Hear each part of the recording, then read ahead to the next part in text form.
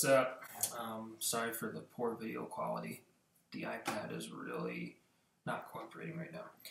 This video is about the language of jazz. I've been seriously studying it for a little over a year, even though I've been dabbling since I was like 16, but I've just now really started to get into it. Something that they always tell beginning jazz students is to listen. Do a lot of listening. Find all these recordings and just listen.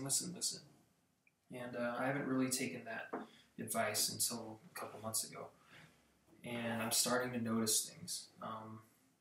Jazz is a language. It's an oral tradition, which means it's handed down through what you hear. And if I were to rate how well of a speaker I am of jazz, I'd say I'm about the same level that Lizzie is with her speaking English. And as I've been listening, I've been noticing things. Take, for example, this little snippet of melody.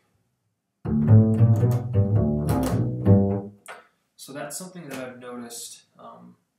Some guy playing saxophone in 1936 will play, but also some guy playing trumpet in 1948 will also play that same thing, just somewhere in his solo. And there's a vocabulary to jazz, there's a vernacular. It's really fascinating to start picking up on these things. So I hear this all over the place now. There's a few variations on it.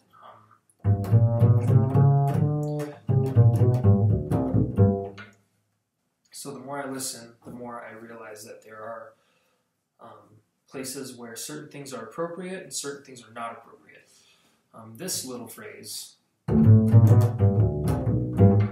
it's almost like a greeting or I don't know. You hear it at the beginning of a lot of phrases or solos, and you also hear it at the end of a lot of solos or the end of a phrase. So if you're saying, "Hey man, what's up?" you're not gonna say that in the middle of a conversation when you've already been talking to someone for 5 minutes.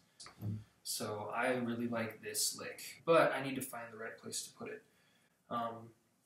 Ryan Nielsen at BYU Idaho told us about one of the Rocky movies where Sylvester Stallone is about to fight this scary Russian guy. And he said in the movie all the actors are not actually speaking Russian. They're just babbling and making sounds that sound like Russian.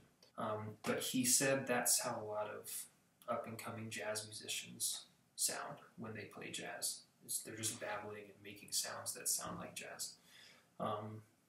So let me play this again.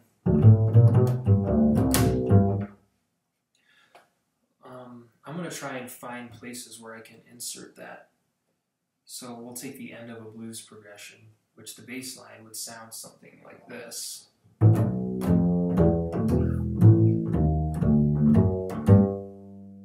But I want to plug this in, so let me try and do that.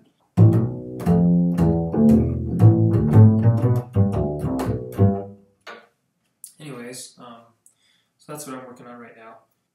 Yeah, I hope you all get rich one day.